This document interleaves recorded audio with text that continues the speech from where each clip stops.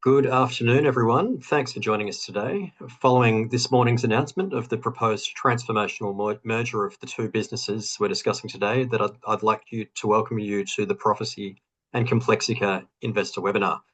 On the call today, we've got Prophecy CEO Brad Thomas, we've got Jonathan Drake, who's currently co-CEO of Complexica, and we've also got Matt Michalowicz, who is a member of both the Prophecy and Complexica leadership teams. I'll pass you across in a moment to Matt to kick off our discussion of the proposed merger and explain what makes this the right deal at the right time for both companies. We'll have a presentation today from Brad, Jonathan, and Matt, followed by an opportunity for Q&A. If anyone would like to ask a question during the call, please type it into the Q&A panel in your Zoom app. So to kick things off, I will now hand over to Matt Michalowicz. Go ahead, Matt.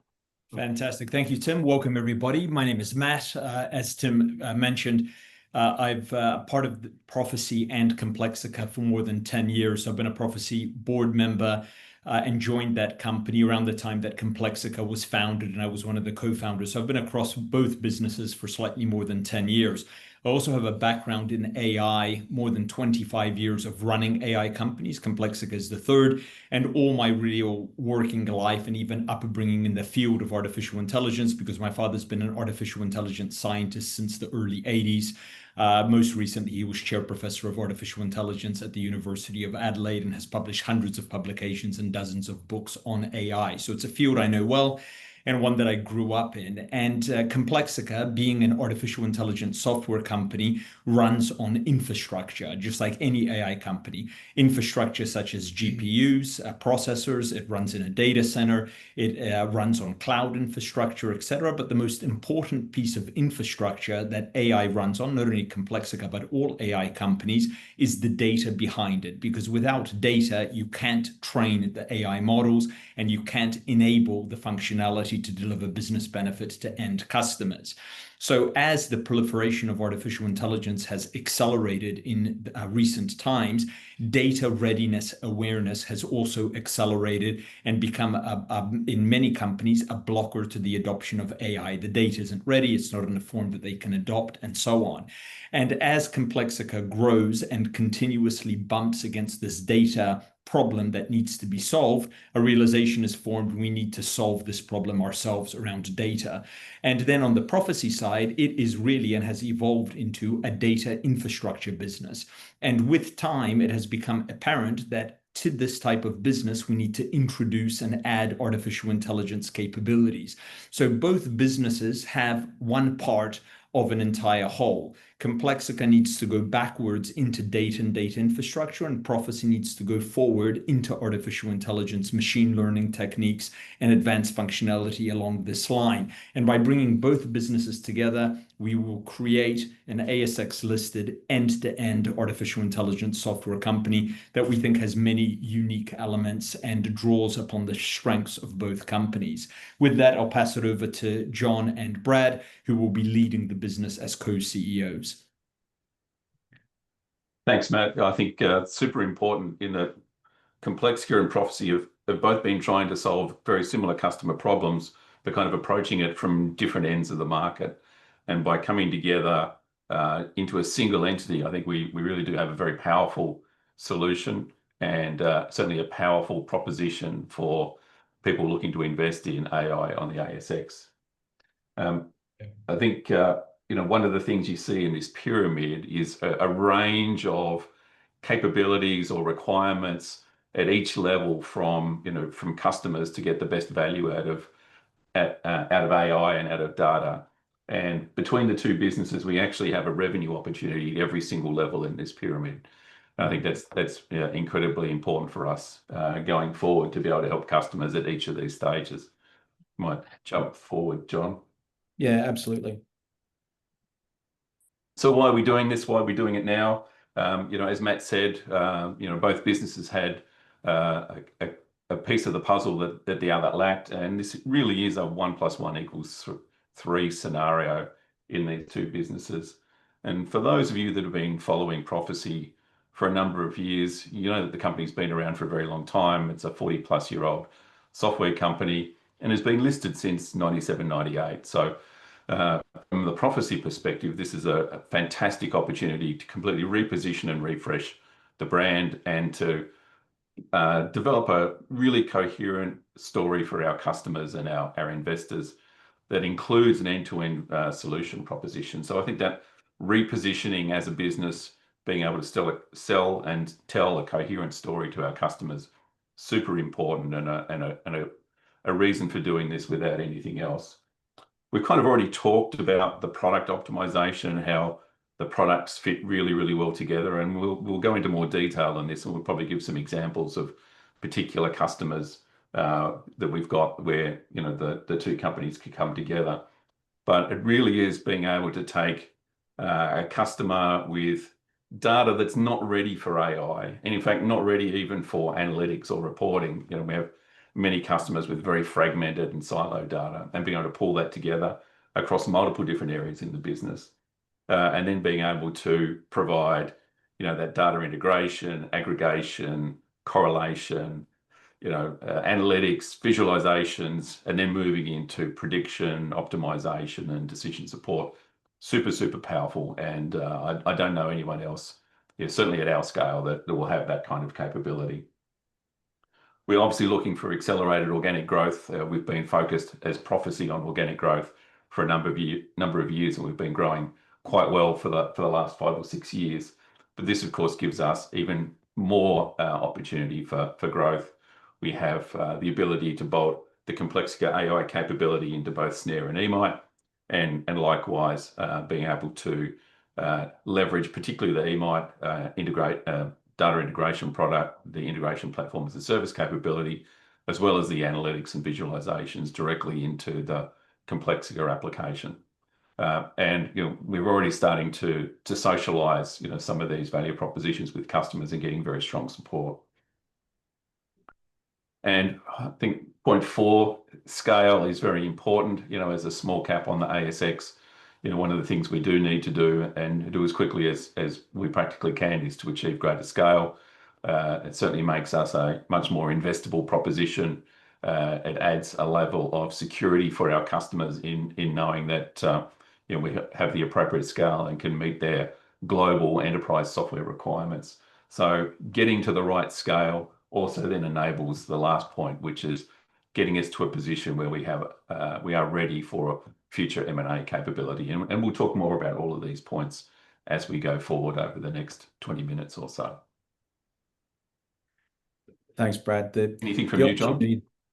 The opportunity that Complexica is really excited about here, is the ability to create something that's really unique on the ASX. And, we see the opportunity to take our clear pedigree and capability in AI and mix that, with the longevity and the robust product structure and the experience in, dealing with large enterprise customers over a significant period of time that Prophecy brings, along with global reach and enhanced scale, to really create something that is exciting. I'll jump forward to this slide, which deals with our view on the positioning, and with a few more words on Complexica. As Matt mentions, we've got over 20 years between the business and its founders and core team in technology development, specifically in the area of artificial intelligence enabled optimization and prediction technology, including significant academic pedigree in that space with multiple books and papers that have been published. And our realm has been specifically for enterprise, which gels very well with the customer base and the reach and the strengths of the Prophecy business. For some more information about Complexica, we won't, in the interest of time, run through the entire deck. There's some further information about the Complexica business, its product set, its history, on slides 18 to 20 of the investor presentation that's been circulated, and some more information in the appendices. But in short, the opportunity we see is to take that differentiation and pedigree that comes from a long experience with AI in the enterprise space, and to mix that with the global reach and the scale and the clear banner customers that the folks at Prophecy have spent a long time building and generating to create something which is pretty unique and special on the ASX.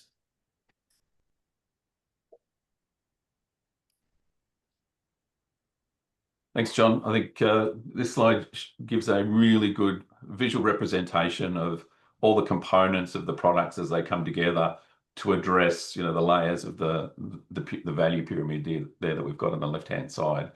So between the Complexica product and then the Snare and Emite products, we really can tick every box, pun intended, of the pyramid. We get to actually play at every level of this and have revenue opportunities at every level with our customers.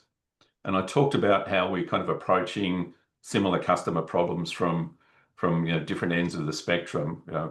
Prophecy is trusted by our customers to collect and aggregate their data and make that available for visualizations and analytics. And they're constantly asking us, what's your AI strategy? How can we leverage AI on this great data, pool of data that you've been developing for us and pulling together for us? And we see this as a huge opportunity for us to go and talk to every single one of our customers. And quite honestly, they've been calling us this morning to start those conversations, which has been very pleasing. But they're asking us, and have been asking us for 6 months, how can we deliver AI capability over the top of this great data? And now together with Complexica, we can really do that in a very differentiated and unique way. And for many of our customers, particularly at the top end of the market, they're not looking for a generic AI model with generic data. They want something very specific for their own business, trained on their own data. And for many customers, that's a huge stumbling block. But with the technology that both businesses bring, that's something that we can help them address, and I think we can help them do that probably faster than any other business that I'm aware of. So this optimized product offering, this ability to bring the two products together and increase the revenue opportunity in every single customer, whether that's a Complexica customer or a Prophecy customer, is super powerful and one of the primary reasons for us bringing the business together. Anything more there, John, from you? Not other than to say that the elements of Complexica and Prophecy capability that are brought together with this merger create a structure which is always how Complexica has thought about an end-to-end AI-driven decision optimization technology stack. So it's what's really encouraging and great about the opportunity that we have here is there will be integrations and finessing and enhancement over time, but the key pieces to create that vision which Complexica has had for many years are already there. They're already there. Those capabilities exist, and it's a matter of executing on them and enhancing them and integrating them and seeing them, penetrate the Complexica and Prophecy customer bases and then expand from there. So that's what's really encouraging about the product synergy that we see, and that we've taken some time to explore and validate in the lead up to this announcement. Yeah, completely agree. And I think, while we talk about software and software products, really the ultimate goal for us here is to be able to solve customers' business problems with technology. You can have the best product, the best mousetrap in the world, and quite honestly, a customer will not care unless it's actually delivering a business outcome for them. Once you deploy the technology. So, the products are important insofar as they've got great capability, but really it's the combined ability to deliver business outcomes for mid to large corporate and government customers, which is the key in bringing the products together. And we have some simple, examples of what that might look like here. And some of that we've already validated. We've been running, proof of concepts and, looking at data integration and bringing Emite data in particular into the Complexica engine. And that's showing very, very promising progress so far. We think it's something that we can deliver in a relatively short period of time and actually have in the hands of customers, in a matter of months rather than over the course of, years of R&D and development activity. So we're really excited about what we can do together, and as we come together as a single business in delivering huge amounts of value to customers with this combined capability. I think one of the super exciting things is being able to take Australian AI technology innovation to the world. For those of you that follow Prophecy, you know that 85% of our revenue comes from international markets. We have a very solid footprint in North America, in Asia, and in Europe out of the UK, as well as having strong customers here locally, particularly in government.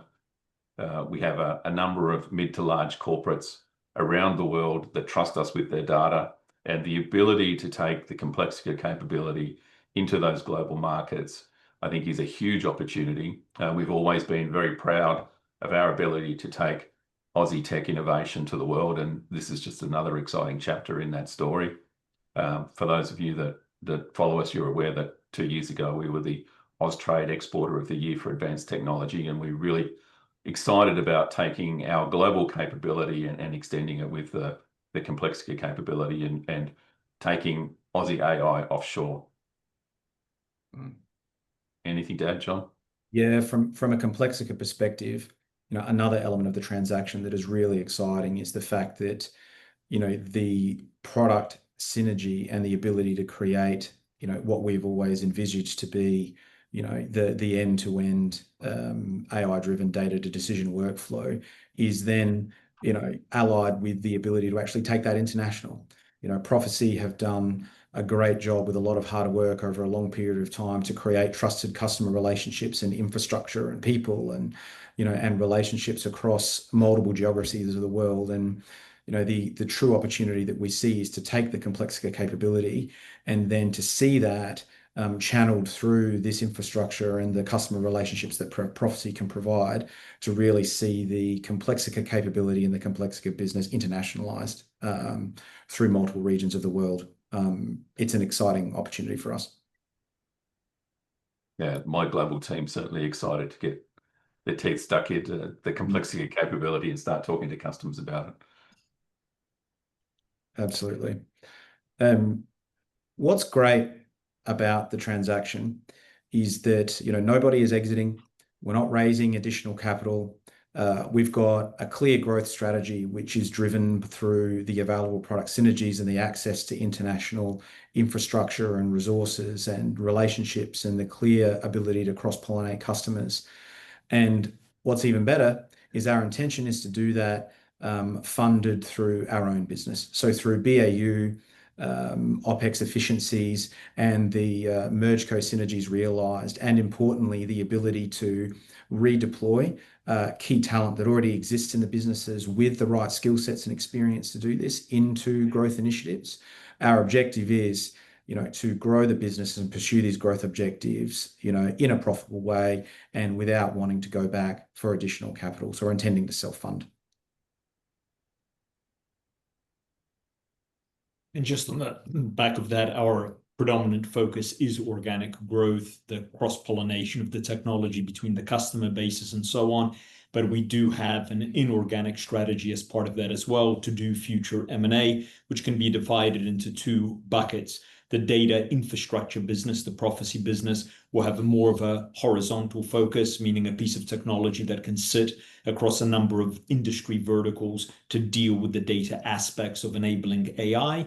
And then the AI applications part of a business, the Complexica part of the MergeCo entity, will be verticalized applications because, like Brad alluded to, customers want solutions to specific problems. And as part of an AI solution, there are models trained on specific data sets. There's domain expertise that goes into these projects and so on. And generally, there is verticalization that happens within industry sectors: AI for banking, AI for mining, AI for utilities, or whatever the case might be. So we will have an inorganic strategy, and it will be divided into these two buckets for data infrastructure and for AI applications, one being horizontal and one being vertical, that will augment the core strategy of the business, which is organic growth.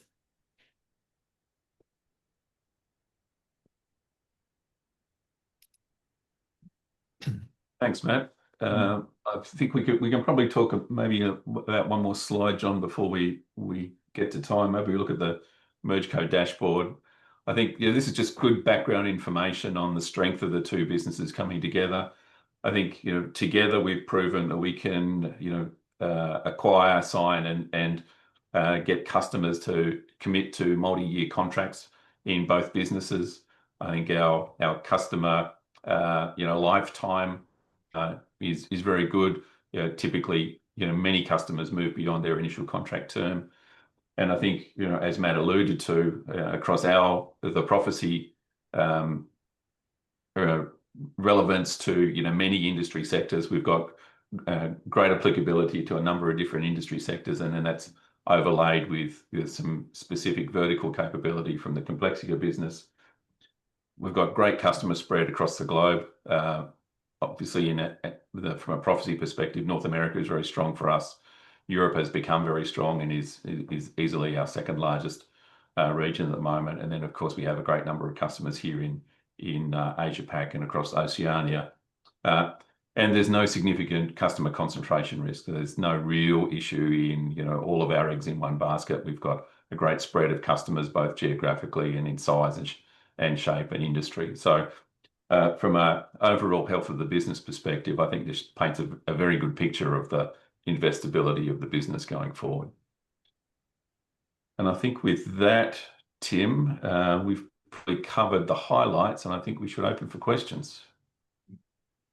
Absolutely, Brad. Thank you. And thank you, John and Matt, for the overview of the combined entity. As Brad says, we're very happy to hear any and all questions from investors, being mindful that there'll be lots of questions particularly about Complexica, because a lot of investors in Prophecy, have been looking at the company for a while, but this is something new for them. So I guess with that as a starting point, we have, and I think it's always good to start these sort of at like these questions at a high level. We've had one investor who's asked, for the layperson, what is it that distinguishes Complexica's platform from that of an LLM?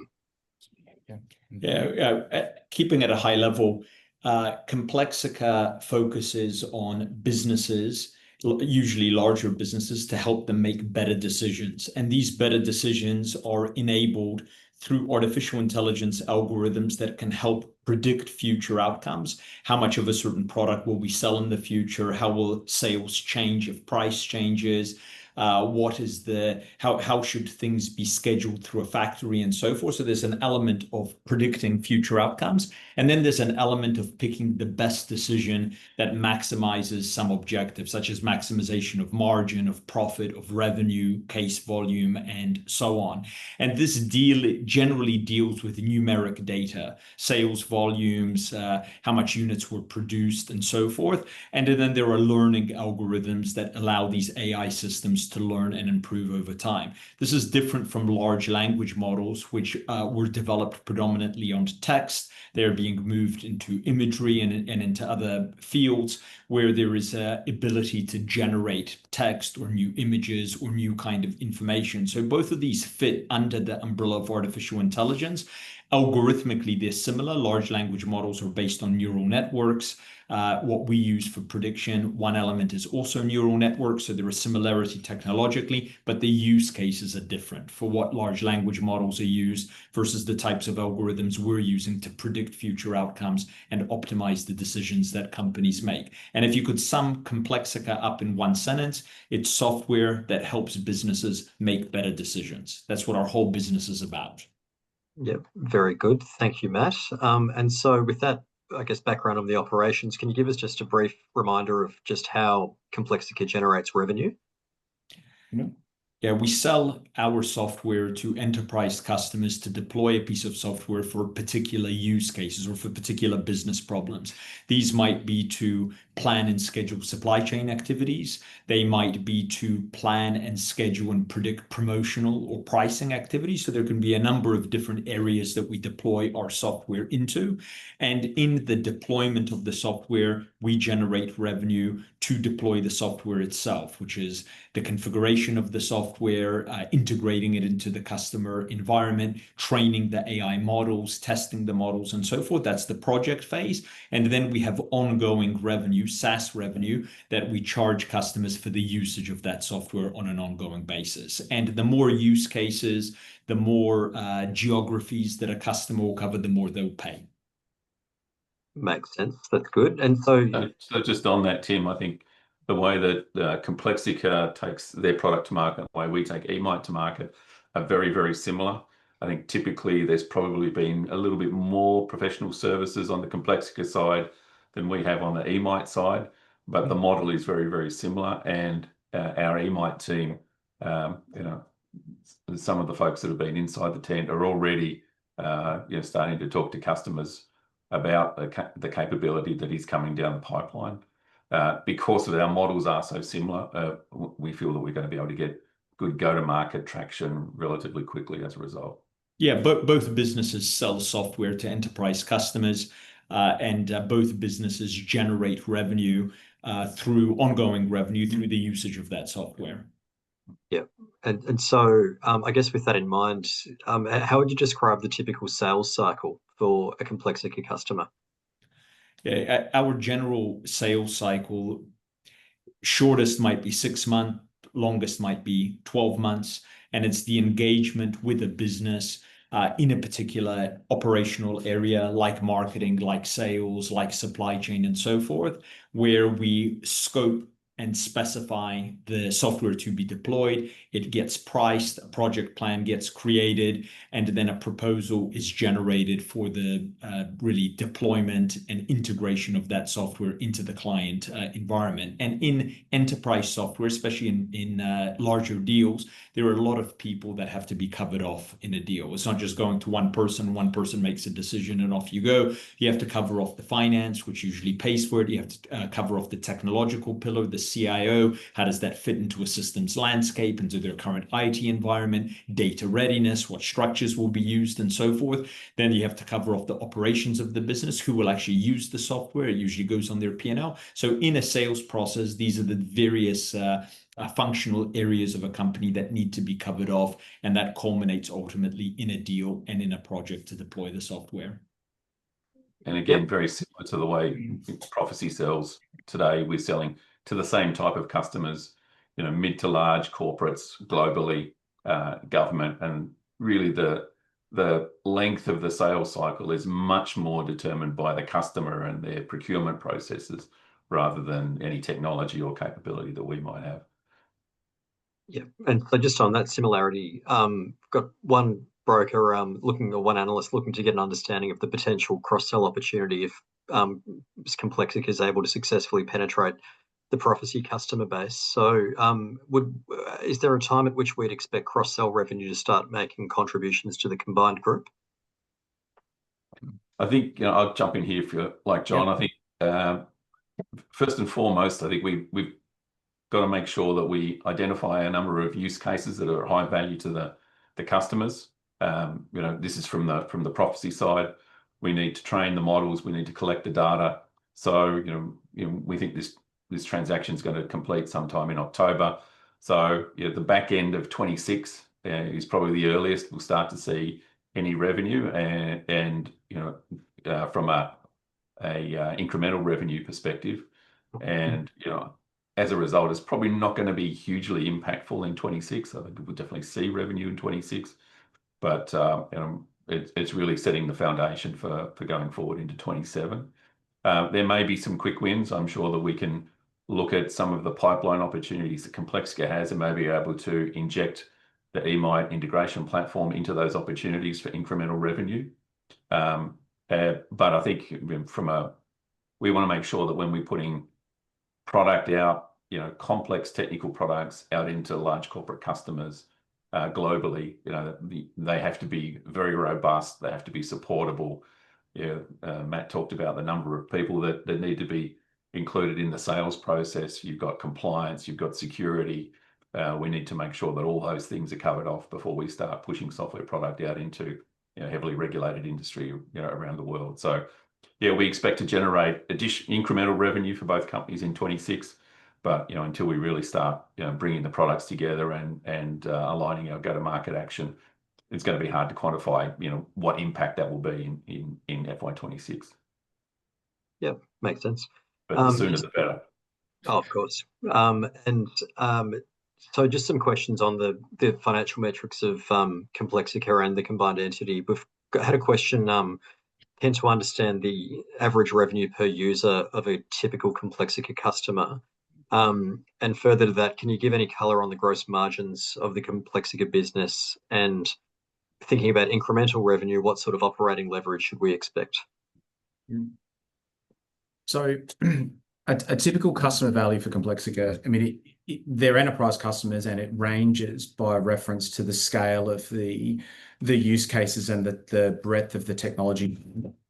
But they can range from the several hundreds of thousands to the millions of dollars in terms of a project, with multiple six figures in the ongoing incremental SaaS revenue attachment to that over time. So there's a breadth, and the breadth is driven by the nature of the customer, and in particular, the nature of the use case in AI that's being deployed.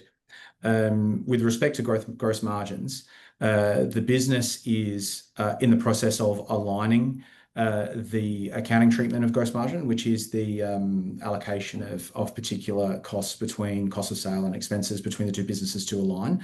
But looking at the Complexica business, if you look at the margins across the business, you're looking at approximately 70 to 80% on SaaS revenues, and then less than that on services for obvious reasons.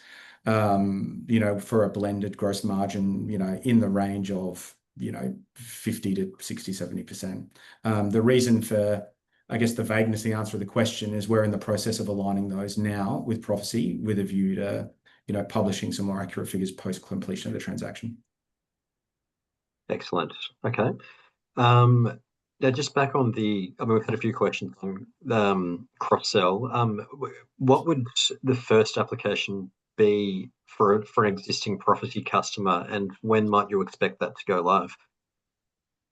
Go live dates is a bit premature, but we're working on again. What are the business problems that we're trying to solve, right? So it's what are the things that are of high value to a customer? If we take Prophecy customer in the CX and contact center space, there are some very large contact centers where the humans are a huge driver of cost, and one of the big drivers of cost is both retention, performance, and engagement of staff. So we've been working on a model that will predict something like how engaged and what's the likelihood of resignation from staff members, and that enables customers to really be able to take proactive action to either retain or to move staff on, depending on the profile of those staff. Now, it's super early days, but that's a kind of example of the kind of problem that we could be solving. Is how do we take a customer's staff retention from in the high 60s? So that's not retention, that's attrition. Their attrition from high 60%. And we have spoken to a number of customers that tell us that over the course of the year they turn over nearly 2/3 of their contact center. How do we help them take that from 65% down to 50%, down to 45%, and save a huge amount of money and increase the customer satisfaction of their end customers during that process? So that's just an example of the kind of things we're working on, and that involves getting a whole stack of data from a bunch of different sources in the call center and contact center and CX environment. Some from the contact center, some from workforce management, some from HR, some from customer sat, training the models on predicting which are the ones that are either quietly quitting or checked out and likely to resign, and then enabling our customers to take proactive action to either increase the training or improve the engagement or move staff on if there's just not a way to resolve those issues. So that's an example, right? And I want to set the right expectation. We're 6 months away from putting that in the hands of customers and charging them money for it. So, but these are the kind of things that we're working on today. But it's got to be based around that business problem. If we're just pushing technology together for the sake of technology, nobody's going to buy it. So that's really the key for us, is identifying the key business problems we want to solve, and then building both the data and the AI models to help our customers solve those problems in an ongoing and proactive way. Yeah, no, I think that gives investors an idea of an easily understandable near-term use case, and then it'll all take shape in the month ahead. So Another question from an investor, which is sort of speaks to the, I guess, the defensibility of the competitive moat that each of the entities plus the combined one have got.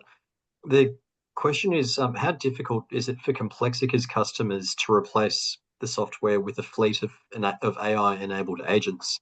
And the same question could be posed to Emite as well. So I might let each of you discuss your thoughts on that front. Yeah, from my perspective, the software that we deploy requires some level of interface between expert users to actually make the decision. So when we talk about AI agents, we're usually talking about autonomous technology that carries out a certain function. And in these high value problems in businesses, the question is, how easy would it be to replace it? One, I think it'd be a difficult transition, but one that is unlikely to happen because you wouldn't put your most valuable decision into the hands of autonomous technology. For example, all your pricing decisions, how all of your factories plan and schedule, what you reorder, etc. If any of that were to go wrong in any way, it has traumatic implications for a company. So there are some elements of lower value decisions that are being delegated to agent technology and autonomous technology, etc. But our software really hits the heart of a company: how much product to produce, when to produce it, how to price it, how to promote it, and so forth. And those decisions are nearly always carried out in combination with human experts, where the AI is enabling or augmenting the human experts' capability to make the decision, and together, using the technology, they make a decision and set the schedules. That's very unlikely to move to a completely autonomous environment. Yeah, I think we've been talking internally about expertise on demand, and that's really the capability that we're trying to deploy here. As people are, either very expensive or simply not available, experts in particular fields. How do we augment the non-expert with expertise to enable them to make expert decisions? And I think that's a great way for us to look at this, rather than just something simply conducting automated workflows in the background. There are literally hundreds of those out there in the market today. Interestingly, Gartner came out in the last couple of weeks and said they expect over 40% of all agentic AI projects to fail over the next few years. So, even if it is, off-the-shelf agentic AI from some other vendor, there's no guarantee of success in those unless you truly understand the business problem that you're trying to solve. And to look at that from an Emite perspective, we deploy, our integration platform into environments that are really, really complex. And we talk about Just Eat Takeaway as a great example, where they've got eight instances of their contact center. They've got 9 of their ticketing system. They've got 3 of their CRM. They've got 4 of their chat platform. They've got 5 of their workforce management platform. And every one of those, the ticketing system has AI. The contact center has AI. The chatbots is all AI. And they're all standalone. They're isolated. The data doesn't talk to each other. The AI in the contact center doesn't talk to the AI in the ticketing system. So we just see, an increasing sprawl of data from both applications and AI agents that make it harder to actually run and manage a business effectively, and to make sense of the even huger increased amount of data that these environments are now generating. So, sure, at some, simple level, there may be less human agents in a contact center, but you've still got to monitor and maintain the automation and make sure that you're getting a real ROI out of the automation. There's no point automating a process if your customers hate it and they stop buying from you. You've got to make sure that, when you're deploying automation technology, that it's still effective, and benchmarking that against other ways to deliver the service for your customer. Excellent. Thanks for the color, Jen. We've had one question asking about a specific slide in the Prezzo. I think this is the part where we're talking about the synergies and efficiencies bridge, slide 13. The investors just called out the box of the MergeCo value of staff redeployment of 13 full-time employees to growth initiative. The question is, can you be more specific on the assumptions underlying that box C of the value of staff redeployment? Yeah, of course.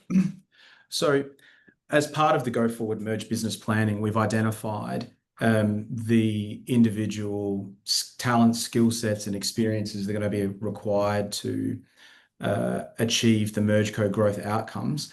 And we've identified the existence or presence of those in the business with the ability to, through leveraging BAU efficiency, free them up to do that work. So what we've undertaken is, at a reasonably granular level, a census of employees on the Prophecy side and on the Complexica side that would be suited to achieving what we see as the key activities that will drive value in the merged business, specifically deployed to initiatives as opposed to MergeCo BAU.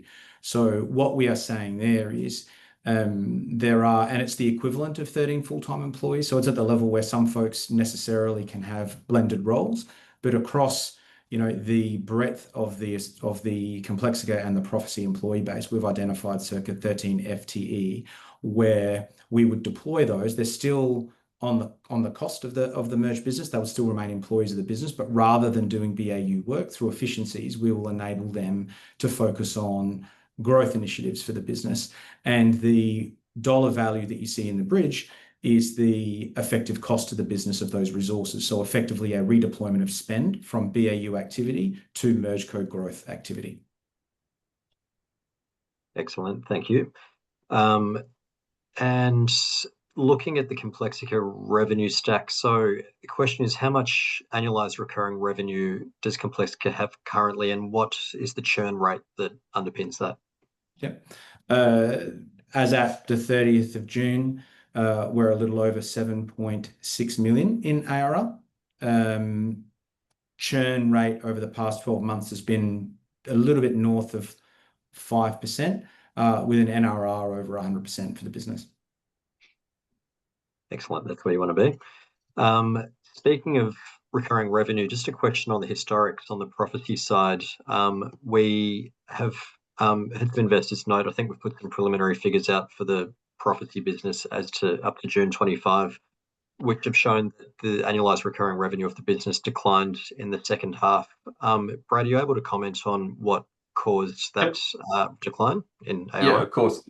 There's really two things that have driven that over the course of FY25. The first, of course, is that the legacy eFoundation subscriptions are not in the FY25 revenue at all. So there's about $800,000 of ARR that just naturally went away this year. We've been calling that out as that's going away for the last few years. And I think the other big piece was that we had a very large customer that got to the end of their fixed term contract, and we were just not able to resecure them for an additional term. So there's the two things that have driven that change in ARR. But we're very focused on a very significant pipeline that we've got in front of us in 26, and we're very confident we'll get back to very substantial growth in 26. Absolutely. No, we've got some more questions on the growth outlook looking forward. Looks like, sorry, I think we just had Jonathan and Matt just drop off for a moment there, but no, we've lost the screen. Yeah, no, we're back. We just lost the screen share, but I think that's fine. We don't necessarily need that.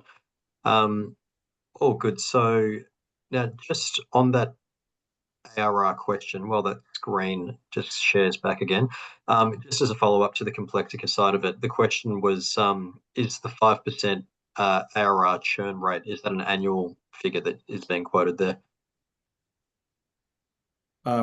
Yeah, little north of 5%, just under 5.5%. It is an annualized churn figure. So the annualized value of the churn during the year expressed as a percentage of the opening ARR for the period. Yep, makes sense. So yes, annualized in short. Excellent. Coming to the last couple of questions from investors. So as I said, please, any more questions people have, now's a great opportunity to socialise them with management. Who first suggested the idea for the merger, and how did it progress? I think it was, given that I'm a Prophecy board member, and I joined Prophecy's board before Complexica was created, we identified as Complexica the need to develop a data business within our own company. And we had some ideas of how to do this, but they all involved mergers and acquisitions, of merging with another company, buying a technology, etc. And as a Prophecy board member, I outlined this strategy to the Prophecy board maybe it was more than 9 months ago, maybe 9-10 months ago, that we intend to do something similar.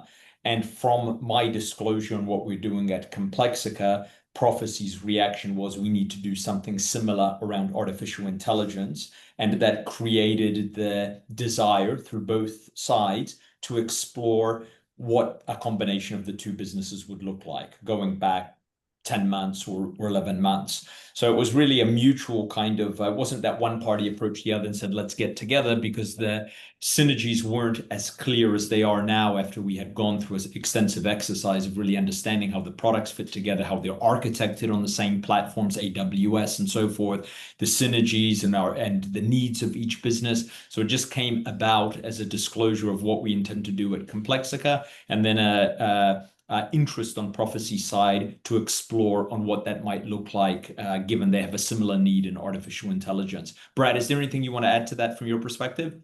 No, I think that's exactly right, Matt. From a Prophecy perspective, we're always looking for, how do we accelerate the growth that we've been, achieving over the last 5 years as we've, changed the business to SaaS and subscription. And that can be a painful process going through that transition. And we've done that well. And it was about how to then accelerate that and accelerate the development of AI. I talked before about our customers have been asking us about what's our AI strategy for the last 12 months. And we knew that we were you can't be a data business without being an AI business as well these days. So we knew we would have to do something, and that's either going to involve investing in additional resource to build it ourselves, which is a multi-year, activity, probably multi-millions of dollars activity, or to do something different. And from that perspective, we didn't really even consider the two businesses as being a natural fit until we started talking about what each of us really do and each of us really needed. And then there was quite honestly a light bulb moment for both of us saying, well, this is just better than we expected. And 10 months later, here we are. Exactly. Question here, which might provide an opportunity to talk about some commonalities in the shareholder registers. The question is, are Complexica institutional investors related to the Complexica management team or directors? This is, I think, Complexica Investments, which is unrelated to Complexica management. Yeah, so just to clarify the question, Tim, we're talking about the institutional investors that are on the Complexica register. That's how I understand the question. Yeah, no, of course. So Complexica has received investment from Microequities Asset Management. It was the first external investment that the business received. In addition to that, you see Perennial Investments, MA Financial, and also Acorn Capital on the register, in addition to a strategic investment by Flinders Ports as well. And in addition to that, there is an entity called Complexica Investments on the register, which is a small group, I think 5 high net worth individuals that invested alongside Microequities some years ago. And then outside of that, the remaining, I think 40% is owned by Complexica Insiders Management. Okay, no, that's helpful to clarify that. I think that resolves that. And just looking ahead, can we? I think there's a slide on this earlier in the deck, but can you talk more about the total addressable market that the combined entity is targeting, and where sort of the big near-term growth opportunities might lie?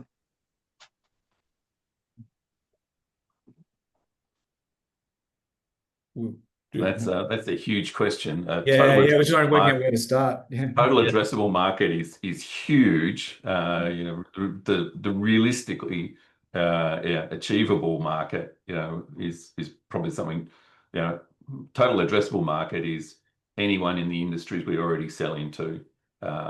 that's probably more than 1,000 employees or 100 million in revenue globally, particularly in mature markets. So Australia, New Zealand, Singapore, North America, the UK, Europe, Scandinavia. But that's huge, right? So it's really about what can we actually do. So first and foremost, on the Prophecy side, we've got hundreds of customers already that are looking for AI capability, and that's the area that we're going to focus on, is enhancing our existing customer base with AI capability. But if you look at outside that, where are we strong? We are strong in mid to large corporates. We are strong in industries like banking, finance, insurance. We've got a number of insurance companies, health, retail, e-commerce, utilities. So they're the areas where we're really strong. On the EMITE side, on the SNARE side, it's again heavily regulated industry and critical infrastructure, banking, finance, insurance, energy, oil, gas, utilities, health, retail again. So they're our markets. All of those have complex business processes and business problems. Many of them are growing by acquisition. Many of them have fragmented data structures. Many of them want to deploy AI capability, but struggle because of the data infrastructure they've got today. So that's our real market. Far too often you look at everyone above a certain size that buys IT is potentially addressable, but that's not realistic. We'll be playing to our strengths, leveraging both the customers and the vertical markets where we're already strong. I'll let the Complexica guys talk to the type of vertical solutions they've been selling so far. Yeah, just to add to what Brad said, our business began in the food and beverage sectors. And we have a number of customers and have a lot of strength in that particular area, along with other verticals as well, like ports or logistics and so on. And our immediate opportunity is to take that strength and take it international. So our predominant focus as a business has been Australia, where, like Brad mentioned earlier, 85% or so of Prophecy's revenue comes from overseas market, and there's a big focus on North America. So within North America, if we look at logistics, if we look at food, beverage, the FMCG market, and so forth, that is immediate and low-hanging fruit for Complexica, because it's the same types of product solutions, use cases, business problems, all the things that we've been doing for an extended period of time, but just shifted to another geography. And then beyond that, what are the adjacents to those industries? So if you look at food and beverage, adjacents to that are household products, as an example. They move through very similar supply chains in terms of manufacturing, distribution, and then through a retailer. If you look at the logistics industry, adjacents to that might be the mining supply chains for different base metals. So first, make a geographic jump, because it's the exact same industry, and globalize the product offer and try to win multi-country deals. And then a secondary opportunity is the adjunct industries that either touch the industries that we're in or have huge similarities where the carryover is very easy, and it's never painless, but as close to painless. You're not re-engineering new products or attacking brand new business problems or cases.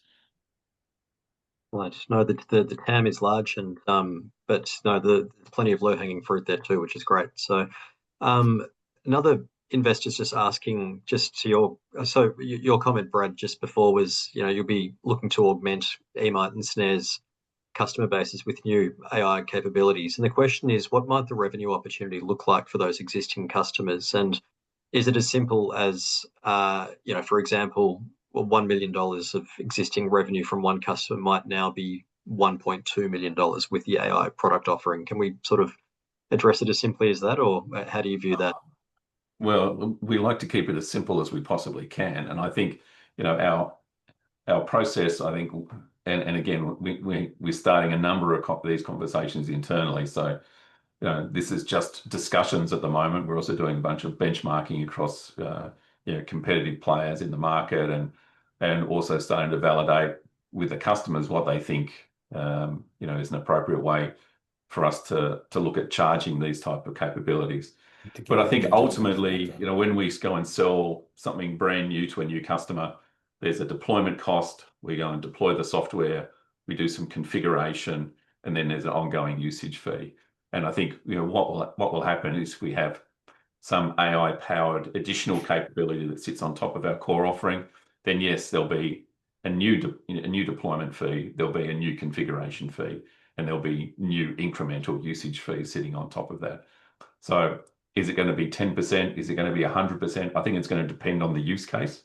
It's going to depend on how much value that gets delivered by that use case. It's going to depend on our COGS and how much data is going to be required for us to analyze to deliver, an AI model that sits on that use case. And they're all things that we're working through at the moment, and is really going to form the basis of our R&D and go-to-market development over the next couple of months. Yep, makes sense. Question for Matt and Jonathan, just in terms of the range of alternatives that Complexica had in terms of its next steps corporately. Can you comment on any thoughts that might have been given to pursuing an IPO as an exit for the Complexica shareholders? And I guess as part of that, you can comment maybe on sort of the multiples that might be that the investors are paying for IPOs these days.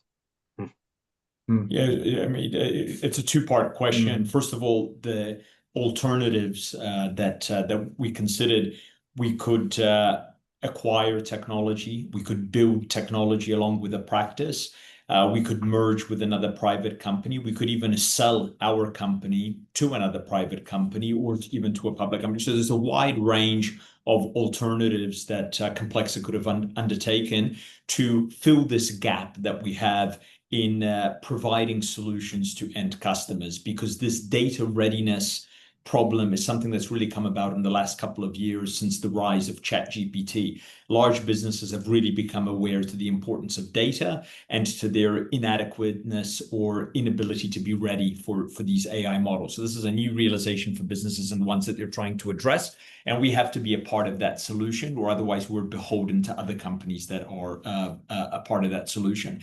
In terms of doing an IPO ourselves, it really wasn't an option. We don't have the scale at the moment.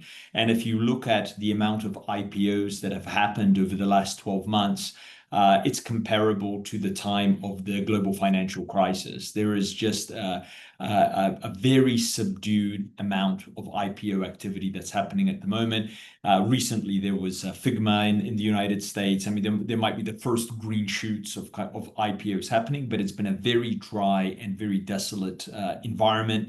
And if you want to do that, you have to have scale that's greater than Complexica. So this made the most amount of sense for us in terms of achieving the objectives of filling the gap in our portfolio, internationalizing the business, reaching the public markets, which will make M&A an easier enabler going forward of what we want to do. All of the things that we want to do, this had the best risk-reward profile of all the choices that we could have taken. And it was doable and feasible. And we had a great relationship already with Prophecy. It's a business we knew, and a great synergistic fit.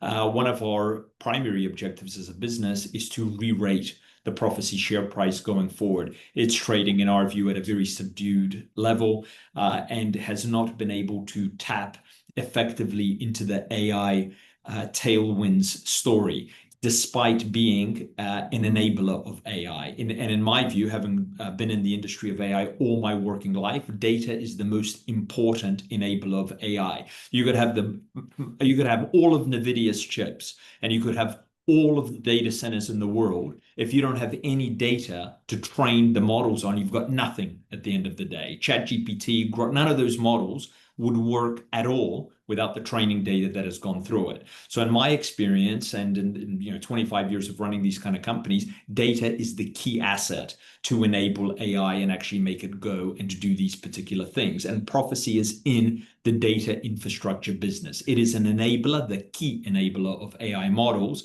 And we want to really bring that message to the ASX and to the investing public that these are the two pieces coming together: AI models, AI technology, AI software with data infrastructure that enables that AI to run. So when we looked at all of our choices, this was the best option. We believe the multiples are dramatically subdued for Prophecy at the moment, and it's something that we will work on re-rating by telling the story in the way that we believe it should be told from this point forward. Exactly. That's great. Thank you, Matt. And just another two-part question on Complexica. Can you confirm how much capital has been invested into Complexica to date? And based on the calculations in the deck and on the transaction, let us know the implied valuation of the Complexica business. Yeah, so rough numbers, correct me if I'm wrong, money invested directly into the business through primary raises, circa 18 million. Yeah, correct. So something along those lines. Implied valuation is dependent upon the share price, which moves as the stock market moves, something circa 22 million. Correct. Yep. Just pulling up the share price, it looks like the shares north of where the deal was struck. So yeah, that's that is on the money. So just wrapping up, looking ahead to FY26, which we're already a couple of months into now, what are the biggest milestones that you're aiming to achieve that we could sort of view as, I guess, value catalysts for the combined group? I think from my perspective, this is all about product synergy. So, let's get a customer standing up and saying that between the two of us, we've delivered something of high value to the customer, and whether that's one of Complexica's or one of Prophecy's, I don't think that really matters. But let's get a concrete deployment of a combined technology solution to a customer, and then as we start generating additional ARR, I think that's the key. But Matt and John, anything from you? No, I'll just add to that, Brad. I agree 100%. And from Prophecy's perspective, enabling clean data within a business has value. There's no doubt about that. You can report on it. You can have one version of the truth. You understand what's happening in the company, all of these kind of things. But like that pyramid shows in our opening slide, as you move up the pyramid and you enable advanced functionality on top of that data, more value is released or unlocked. So my belief as an entrepreneur, and I've been an entrepreneur all my life, is that a business's reason for existing is to serve customers and to deliver value to them. From a Prophecy point of view, we are going to be delivering more value to customers, for which we're going to be charging by moving up this pyramid. And for Complexica's original business, we are able to take customers on a journey from the beginning, from the bottom of the pyramid all the way to the top, capturing more value for ourselves and providing a one-stop solution for customers, rather than Complexica being reliant on other businesses that specialize in data and data harmonization and standardization and integration, and being reliant on other companies really moving them through that journey to a point where we can pick them up. So both businesses have the same ethos in terms of serving the customer, delivering value to the customer, doing more for them. And that is the thing that I believe we can be looking forward to in the market, as indications and proof of the strategy working and success being realized. Absolutely. Yep. Fabulous. No, it's an exciting journey ahead. So, look, that's the conclusion of our Q&A component of the presentation. So, on behalf of the companies, I'd really like to thank everyone for joining in and tuning into the webinar today. We really appreciate everyone's support and for Tim, we'll just add one thing. Sorry to interrupt. Yep. Like Brad alluded to in a lot of the questions that came up, a lot of people are discovering Complexica as part of this transaction and what we're doing. We would like to, we've written a lot of books on artificial intelligence, a lot of papers that we alluded to earlier. Anyone on this call that's interested in our latest copy about artificial intelligence and its application to business problems, the things that Brad, John, myself have been talking to, if they could just submit to yourself or to one of the company websites their name and address, and we'll be happy to send that out at no charge. And we'll also send a video on Complexica's products and use cases, so people can, a picture's worth 1,000 words, where people can actually see the systems and better understand how they're currently being used to deliver value. Sorry to interrupt, but I think it's an important way to end. I'm glad you mentioned, Matt. No, as Matt said, please do reach out to us if you'd like to see those videos or the book that Matt referenced. An absolute power of work went into it, and there's great insight and value in that. So if anybody had, there it is. I see it. I see a pyramid. Good. If anyone has a question that we haven't gotten to today, please reach out. The management will be happy to discuss further offline. Also, we will make this recording of this session available online at the NWR YouTube channel and at the Prophecy website. So we're really looking forward to the opportunity to talk to everyone again in person over the coming weeks, months ahead. So each of you, maybe kicking off with Brad, then to Matt and Jonathan, I'd pass across to you now for any closing comments. I think that's enough from us. I think, Tim, we've already had a number of people reach out for individual meetings, and I think we've definitely got a schedule we're building for next week. For any of those funds that are interested in more information, then certainly reach out via Tim, and we'll try and book you into the schedule. But yeah, we're keen to tell the new story of Prophecy and Complexica as much as we can over the next few weeks and ongoing. No, I agree with everything that you've said, Brad. We're very keen to get to work and really build something that is differentiated and pretty special on the ASX. Yeah, and we're proudly Australian, and it's always been our ambition to list on the ASX. We can realize this ambition through this great merger, and we hope that in the years to come, we will be referenced as really the leading AI company in terms of hiring machine learning scientists, affiliations with university, research, publication, and creation of models that are deployed in thousands of customers across the world. So we hope to deliver on the success that this merger will enable for both of us. Excellent. Well done, gents. Thank you, everyone. We'll catch you again soon. Thank you, everyone. Thanks, folks. Bye.